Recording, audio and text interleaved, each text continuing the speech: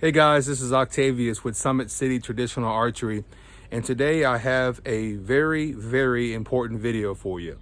Here's the thing.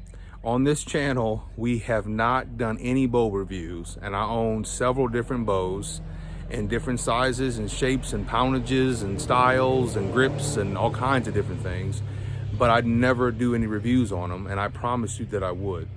So here's the thing. The very first bow I'm going to review is this one right here. This one right here, guys. This is a Bear Magnum 48, 45-pound bow, and this is my grandfather's. You can see this bow is not long at all tip to tip. I got these beaver fur balls on the string. I got serving right here on this, and then one knocking point. Some limb silencers. You can see that it says right here, Super Magnum 48 fast core. And then right here, you can see that it has a Grayling, Michigan, if you can see that, Grayling, Michigan stamp as well. So this was not made down in Gainesville, Florida. Now, this bow is from the 1960s. This bow is not something I shoot a whole lot because it means a whole lot to me. I remember it was hanging up on the rack. I don't think it was strung, but when I got it down and asked my grandmother for it, it had a twist in the limb. And now, I don't know, it's hard to see on camera, but if I look down this right here, it still has a little bit of a twist to it. I had a bowyer that I knew, or I had a buddy of mine that knew, straighten the limb as much as possible, so it is shootable.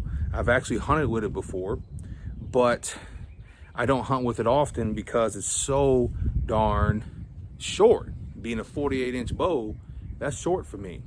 My draw length is 31. Okay, so me having a draw length of 31 inches, maybe if I short draw it, sometimes it's at 30 inches, but usually when I check it on video, and guys, I really think you should check your draw length on video using an arrow, and I'll show a video on that in the future.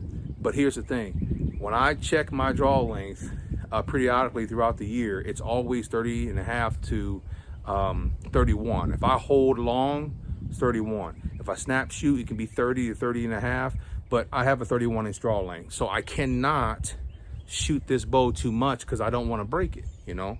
My grandfather probably had a 27-inch draw, so this is a perfect size bow for him. I know that Bear Archery still makes these 48s, and they also make the 52s as well. But I don't need one because I already have an old school 1960s one.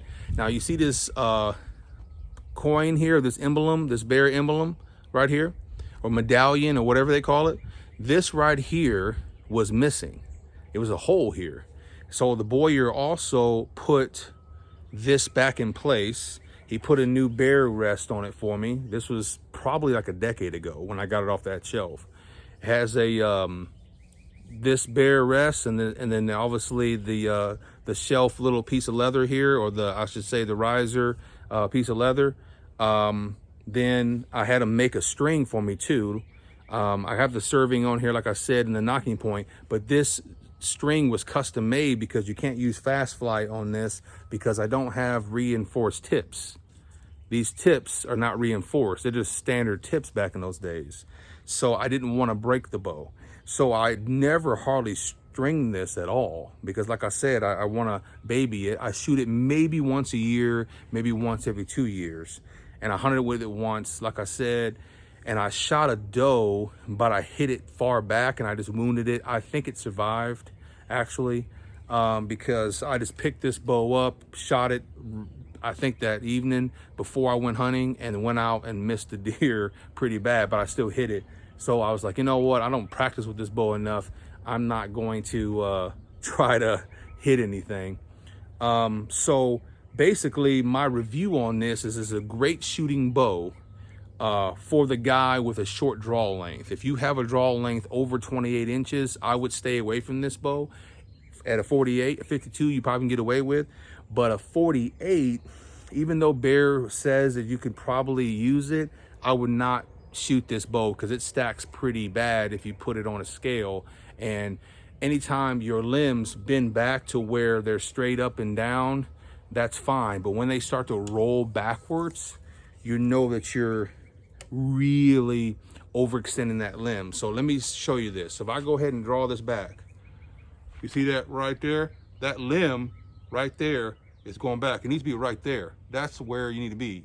Back here is where I'm doing it. So that limb is going backwards, not being vertical still. See, when it's not drawn, it's leaning forward. And then it needs to be like this when you're at full draw. I'm going way back here. Let me back up some. If I go like this and draw that bow, look at that. That's way too much to shoot this bow consistently over and over again. So I'm not gonna do that. So my thing is, guys, is that this bow is dear to my heart. That's the reason why I have it. I would never sell this bow. This bow means the most to me. I never hunted with my grandfather, never. By the time I came on the scene in the early 80s, he had already hung it up bow hunting. We just went rabbit hunting, squirrel hunting, stuff like that, because he had some shoulder issues. But on this bow, I don't know if you can see it, right here, you can see that part right there. That's where he was gluing on a quiver on the limb, and his fingerprints are still on there. So, like I said, I am not going to ever get rid of this bow. If anything, I'll let people shoot it, like my wife, because it's only a 45 pounder, or my children, or somebody getting into traditional archery like a kid or something like that. But as far as a grown man with a 28-inch draw length or more, I probably won't ever let them shoot this bow, because I want to make sure this bow lasts for generations. And so, like I said, this is a 1960s bow. So I don't know what the worth is on it, but to me, it's worth millions because it was my grandfather's. So I'm trying to figure out if there's anything else I need to share about this. I've already told you that it had a Greeley, Michigan stamp on here, 45 pound, 48 inches, Super Magnum. Got a string for it. Yeah, I think that's pretty much it. You also can put a stabilizer on this bow even back then, or you can use this for bow fishing. This might be a good bow for bow fishing too. If you're a guy that likes to bow fish, your draw length under 28 inches, be great one to throw into the John boat and go bow fishing with it. I won't. I have another bow I can use for that. This bow is pretty much a wall hanger, but I wanted to do my first review on a bow on this channel, being my grandfather's bow. Let me shoot it one time. I haven't shot this bow in probably a while. I don't know when, but it's been a minute. So I don't expect to hit anything. So I'm gonna shoot this hay bale over here so you can just see it shoot, okay? Not necessarily trying to hit a spot. So I'm gonna draw this back. You see that right there? So I'm gonna go ahead and draw like this. You see that working like that? Like that?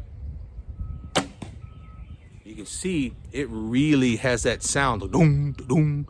Well, because it's old school, number one. Number two, I'm really drawing that sucker back. I shoot full length arrows. I got 32-inch arrows. I don't even cut them down. And if you can really roll that tape back, I bet you, and I wasn't even digging into my anchor. I wasn't even getting good back tension. I'm only have like 1.5 inches, if at best, at the end of that shaft. So I just want to do that one time, okay? And that should work for you.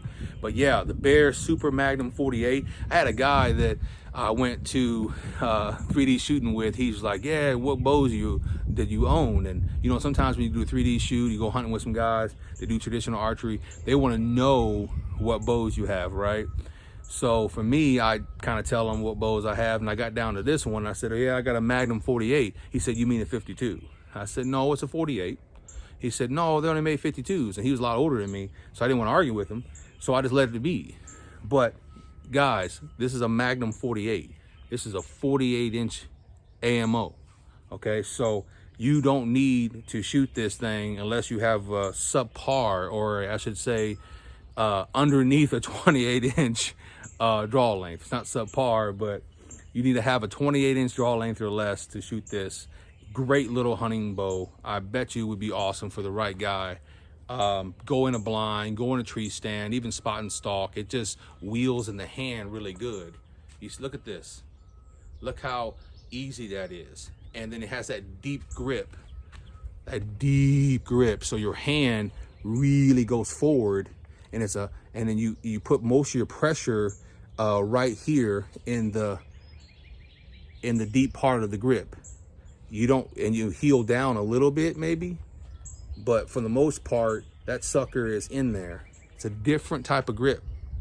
Not everybody will like that. It definitely feels weird when I shoot a lot of more skinny grips, or a grip that has this a little bit more like this coming down instead of so severe. So you have heel down pressure, and then you also have your hand webbing also has a lot of pressure on it too. But it being a 45-pound bow, it's not a big deal. Now, when I draw it back, it's over 50 pounds, okay? So I can definitely kill a deer with this, or a hog, but I don't think I ever will. I might try one more time, but like I said, I want this to hang on the wall for generations. I want my children to be able to have this and be able to know that their great-grandfather had this bow. Yeah, that's pretty much it. I think overall it'll be a nice shooting bow for the right guy with the right draw length, okay? They still hold strong. I mean, this bow is probably older than some of you guys' dad, right? So from the 1960s, this is probably 65 to a 69 year bow, especially when my grandfather bought this thing, and he was in his heyday, was in the 1960s, and this is the only bow he ever owned. It's not like us nowadays where we have the money to blow. A lot of guys back in those days would take a bow like this and order it out of a catalog, save up for it, or do some side work and buy this bow for 150, 200 bucks, right? Nowadays, we go out and get credit cards and all kinds of stuff to get what we want. But back in those days, you had one bow on the wall, and this is what you went hunting with every year, okay? You went deer hunting with this bow. That's it. And my wife made a comment the other day. She said, "You have so many bows. I mean, you know, do you need all these?" The answer is no, I don't. But I like bows. It's traditional archery is my #1 hobby, and I like to shoot bows. I like to go hunting and stuff like that. So for me, it's important to have different type of setups for different situations. But she's right. I only need one bow. And if my grandfather and old school guys can get it done with one recurve or one ASL bow, we can do the same thing, but we're spoiled. So we won't do that, will we? So anyway, so guys, I appreciate you guys tuning in to my first bow review. Hope this helps you if you are in the market for a very compact recurve.